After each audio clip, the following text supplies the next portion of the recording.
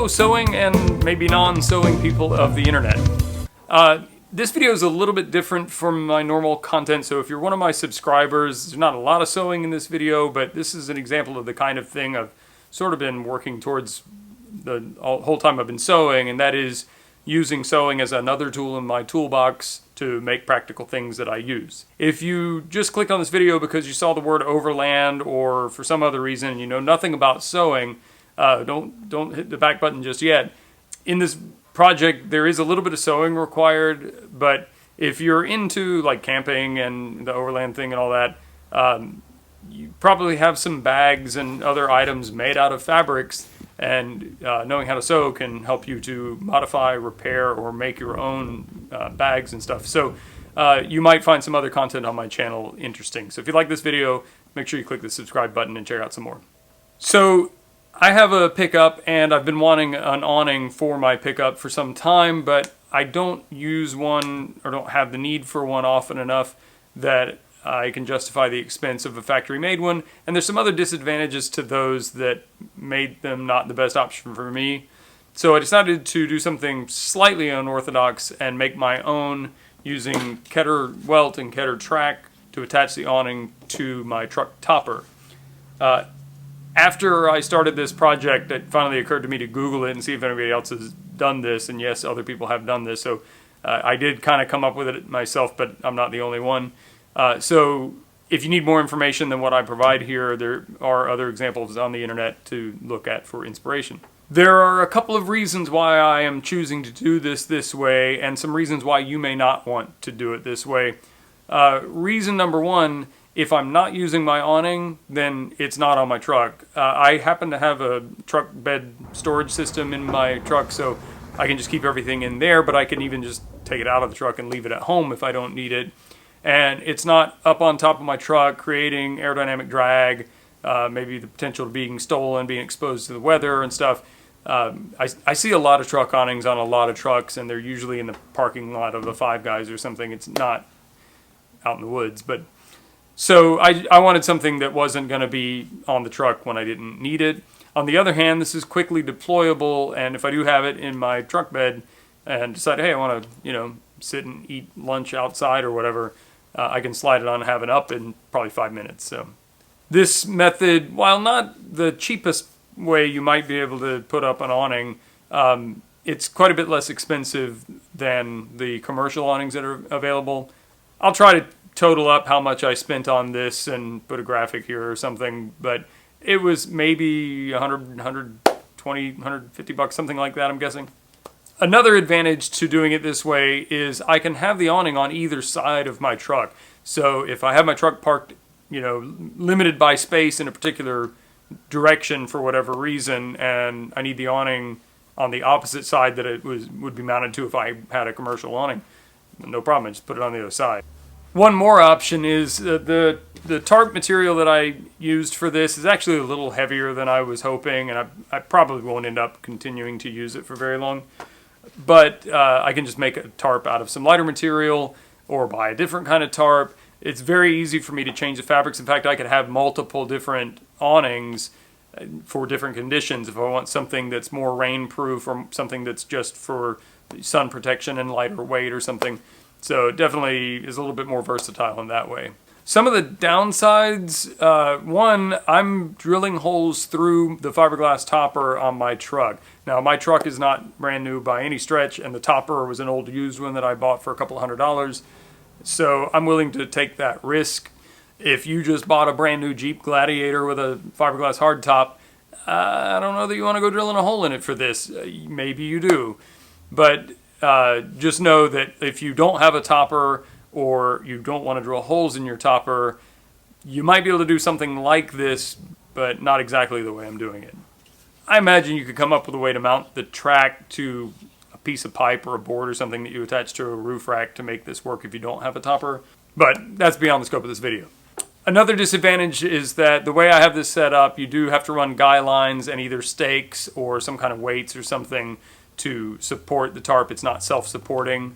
Maybe you could rig it to be that way. I really don't know that much about the hardware involved, but I don't mind using guy lines, so for me it's not a big deal.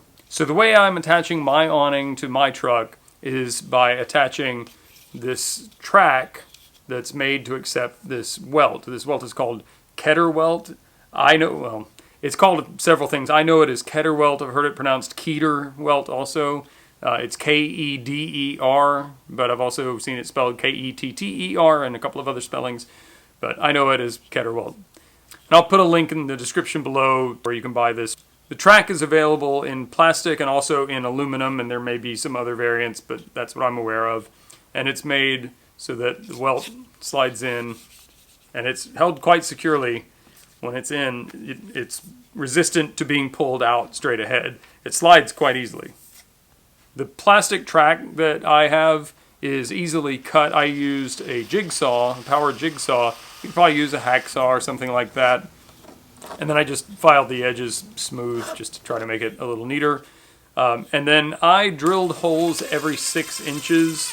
I kind of just chose that at random based on what I thought would secure this piece well, but I'm not an engineer, I just guessed. To secure the track to my truck topper so I could drill the holes through the holes that I drilled into the track, I used seam stick double-sided tape. This is a product primarily made for sewing, but it actually worked really well to hold the track to my topper.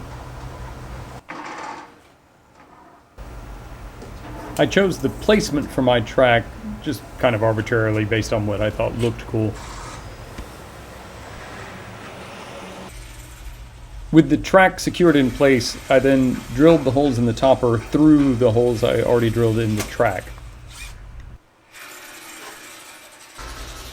I used this marine sealant, hopefully to weatherproof this application, and this is the hardware I used to attach the track.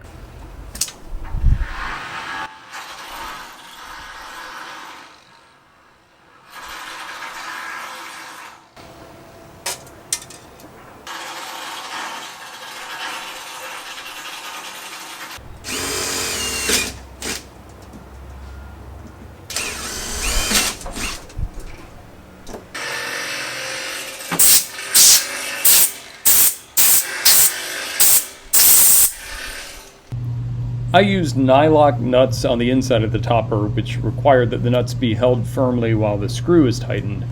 Since it's easier to buy tools than to form meaningful personal relationships, I just used a long pair of vice grips to hold the nut, and eventually it wedged itself in place so I could tighten the screw. Because the pre-made tarp I bought has grommets on all 4 sides, and you can't sew through grommets, I needed to cut off one side.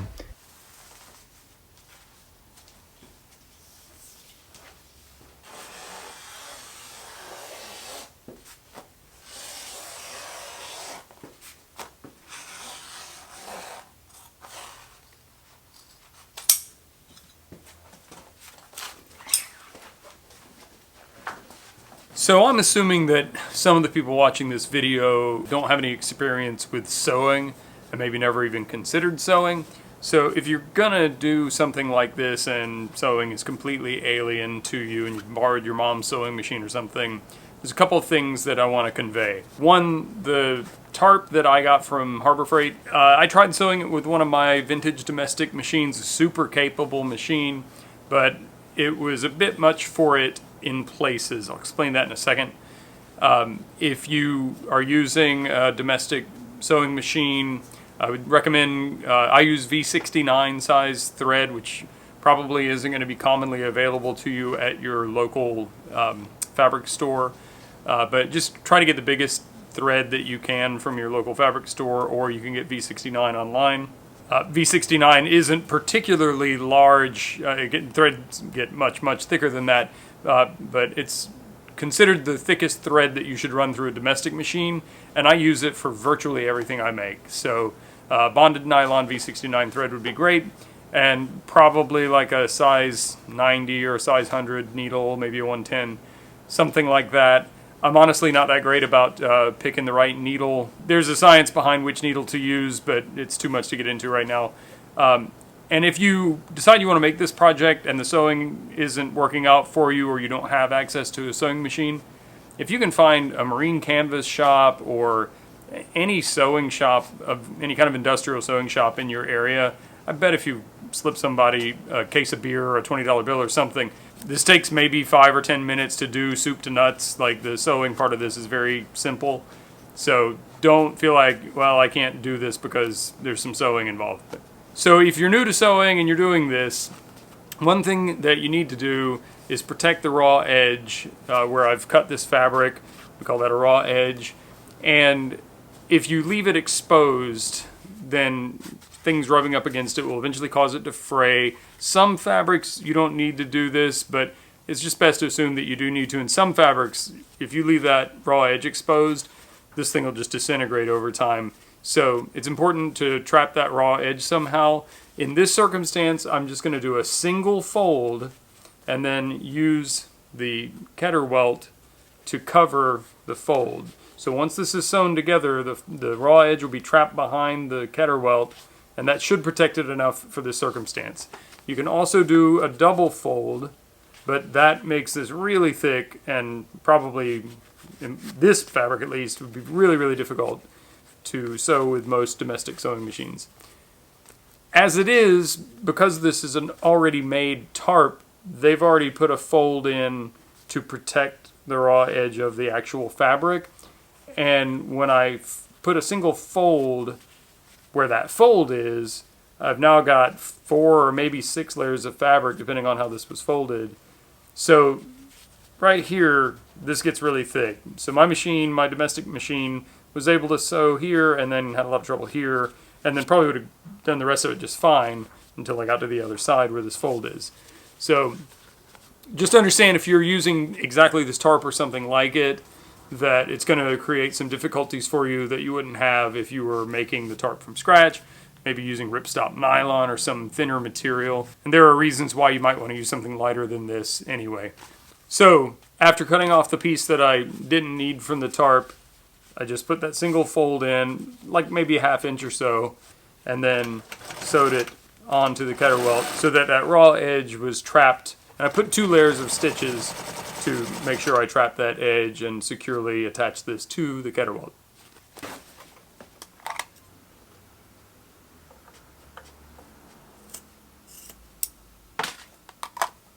One thing I'd like to note about this Harbor Freight tarp that I used, if you're thinking that you could save yourself some money and just buy fabric and make your own tarp, unless you have access to free or really cheap material, you probably aren't going to be able to be any cheaper than this. You could definitely spend more money on a better quality material and maybe choose the location of grommets or other tie-outs. Your end product would probably be better if you choose to make your own tarp, and ultimately that's what I'm going to do.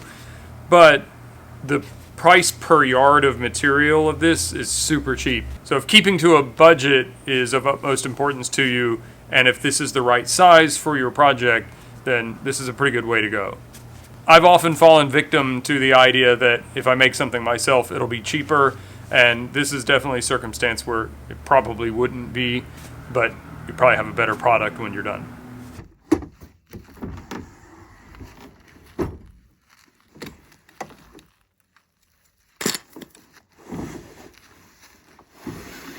So to assemble my awning, I've got these extendable poles I bought from Sailrite. It has this tip that goes through the grommet. If you're using a different kind of arrangement or different poles, you'll have to figure it out on your own. But I just want to set them up so they're about the same height. And now to put the awning up, the advantage again of this is I can put it on either side of the truck. In this situation, I need it on the passenger side. And all I have to do is put the welt into the track.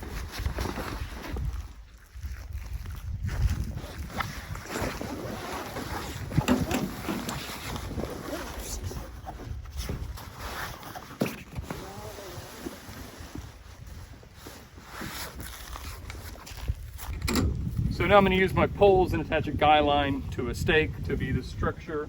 I'm using Zing-It line, but pretty much any line will do.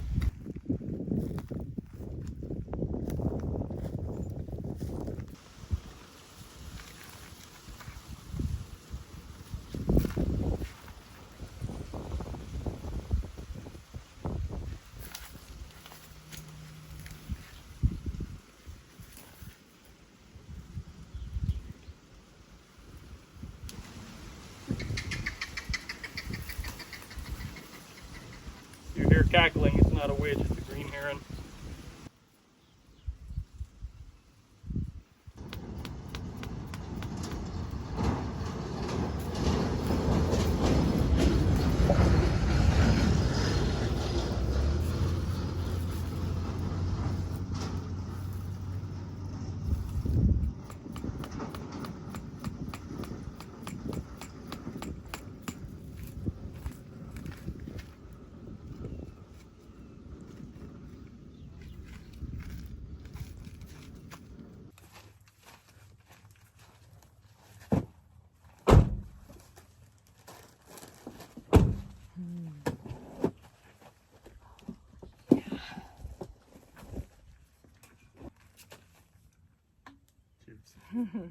Cheers.